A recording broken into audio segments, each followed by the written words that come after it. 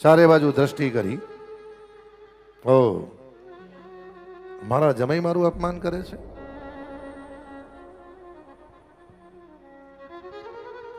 અને જીવનમાં ધ્યાન રાખજો ભાઈ, અમુક ઉંમર પછી માન મળે તોય ઠીક, ના મળે તોય ઠીક.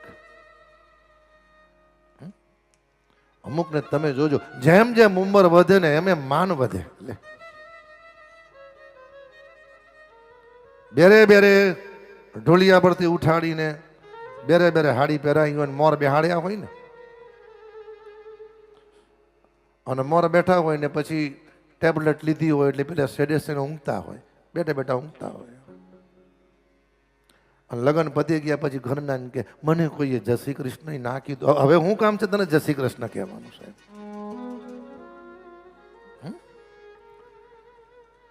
દરેક ઉભા થઈ વંદન કર્યા. ભગવાન શિવજીની સામું દક્ષે જોયું. ભગવાન શિવ ઉભા થયા નથી, બોલ્યા નહીં, કારણ ચર્મચક્ષુ બંધ છે. રામ નામ, રામ નામ શિવ સુમીરન લાય. રામ રામ રામ રામ જાને ભૂમા જગતપતિ જાગે. ચર્મચક્ષુ બંધ કર્યા છે. નિકટમાં કોણ આવ્યું એ પણ ભગવાન શિવજીને ખબર નથી. આનો અર્થ એવો પણ છે ભાઈ, હા, કોઈક વાર પરિવારની અંદર પણ કોઈક જમાઈ મર્યાદા રાખે, ઓછું બોલે, કદાચ ન બોલે, તમારી મર્યાદાને લીધે આગળ ના બેસે ને પાછળ બેસે. તમે કદાચ બોલો તો હાય ના બોલે, નાય ના બોલે. એનો અર્થ એવો નહીં સમજવાનો.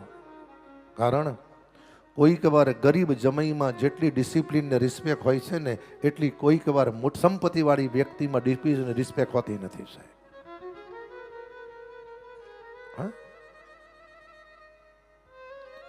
સંપત્તિ કરતા જીવનમાં સંસ્કાર મહત્વના છે.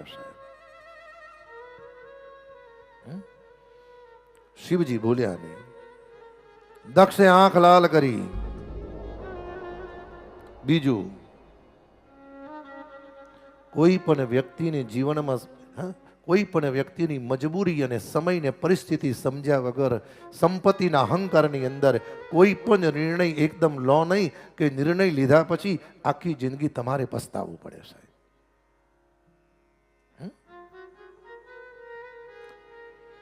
મહારાજા દક્ષે કહ્યું, કાન ખોલીને સાંભળી લો હે સભાસદો,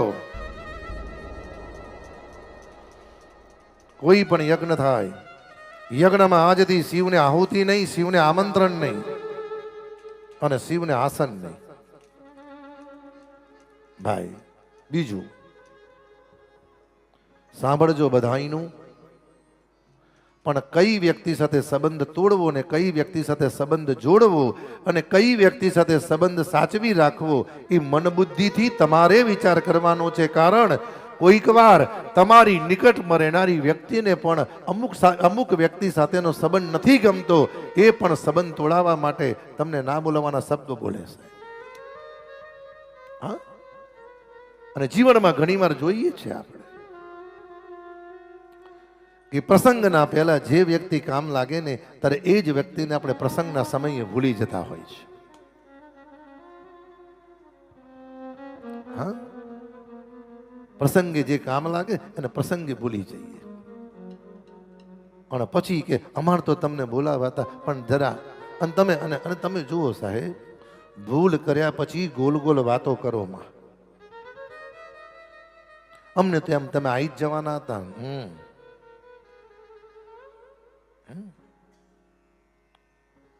સભામાં હાહાકાર થયો. મહારાજ નંદિકેશ્વરે કહ્યું, મહારાજા ધીરાજા દક્ષ, કાન ખોલીને સાંભળી લો. જે મુખથી તમે ભગવાન સદાશિવનું અપમાન કર્યું એ મુખમાંથી બ્રહ્મ વિદ્યા નષ્ટ થાય.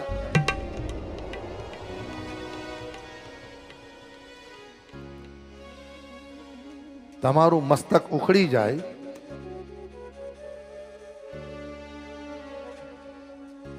અજનું મસ્તક તમને લાગે. બીજી વસ્તુ ભાઈ, સંપત્તિના ભાનમાં સંપત્તિ પ્રાપ્ત થયા પછી ભગવાનને કહેજો સમજણ આપશે. સમજણ વગરની સંપત્તિ કોઈક વાર વ્યક્તિના જીવનને બરબાદ કરી નાખે છે.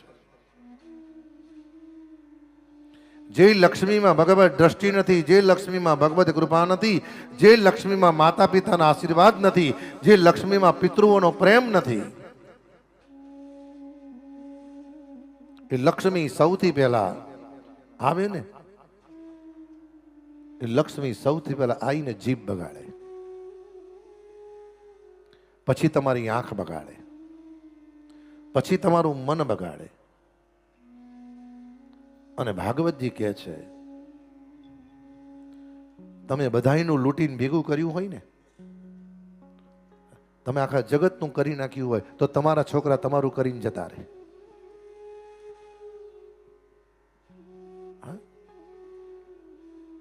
હાહાકાર થયો મહારાજ. ભગવાન શિવજી જાગ્યા. નંદિકેશ્વરને પૂછ્યું શું થયું? પ્રભુ, આપણું અપમાન થયું છે. બીજી વાત, ગરીબ જમાઈ ઘરમાં આવ્યો હોય અને માતા પિતા સમજીને, પરિવાર સમજીને ઘરનું કામ કરતો હોય કે ઘરની સેવા કરતો હોય ને, પછી એનો એટલો બધો ઉપયોગ પણ ના કરવો કે નોકર કરતા વધારે કામ લેવું આપણે.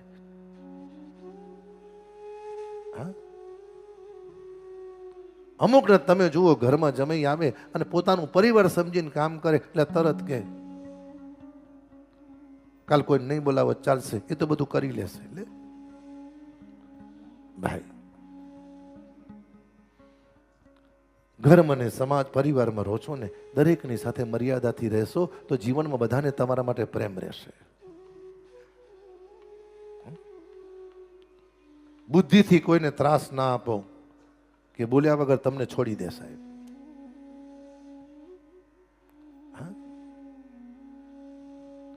નંદિકેશ્વરે કહ્યું ચાલો. ભગવાન શિવજી યજ્ઞ છોડીને ચાલ્યા. અને નિયમ છે સાહેબ, બુદ્ધિજીવી માણસ, સજ્જન માણસને, શ્રેષ્ઠ માણસ બોલીને બગાડતા નથી. એ સમય આવે ને ત્યારે સ્થાન છોડીને જતા રહે છે. બોલીને ના બગાડે. એટલું જ નહીં, સંબંધ પણ તોડતા નથી. સમય આવે તો ખરા, પણ જય શ્રી કૃષ્ણ કરીને નીકળી જાય. ભગવાન શિવજી નિજ સ્થાનમાં પધાર્યા. સતીએ પૂછ્યું નાથ પાછા કેમ આયા? અને આમે તમારે જુઓ બહેનોનો સ્વભાવ, ગાડીમાં બેહીને તરત કંઈક ભૂલી ગયા હોય પાછા એટલે તરત કે કેમ પાછા આયા, નથી જવું?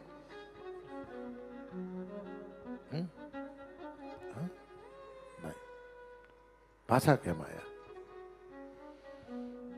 ભગવાન શિવે કહ્યું, દેવી એક વાત કહું, જીવનમાં ઘણા પ્રશ્નો એવા હોય છે જેનો જવાબ શ્રવણ કર્યા પછી આખી જિંદગી દુઃખી થવું એના કરતા પૂછવું નહીં સારું. અને વિદુર નીતિ એમ કે બહેનોએ અમુક વાત ભાઈઓ ના કરવી અને ભાઈઓએ અમુક વાત બહેનોને ના કરવી, જેથી ભવિષ્યમાં આખી જિંદગી એકબીજામાં મૂંઝવણ રહે. ભાઈ ભલે ને ઘરમાં ગમે તેટલું ઉછળે,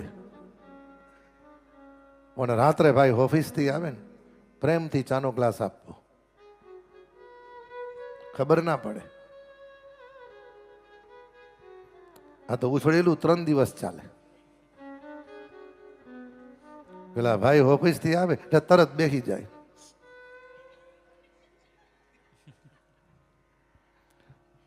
જય શ્રી કૃષ્ણ. હા, જય શ્રી કૃષ્ણ. શું થયું? શું થયું?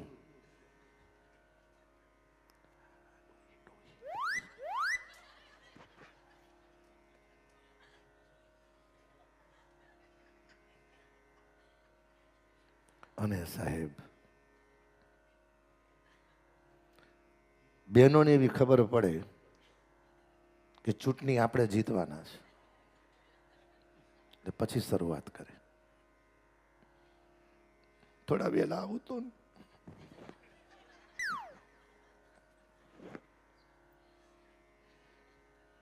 પણ તમારે બાન મૂક્યા હો કઈક જાઓ લે હલા પણ તું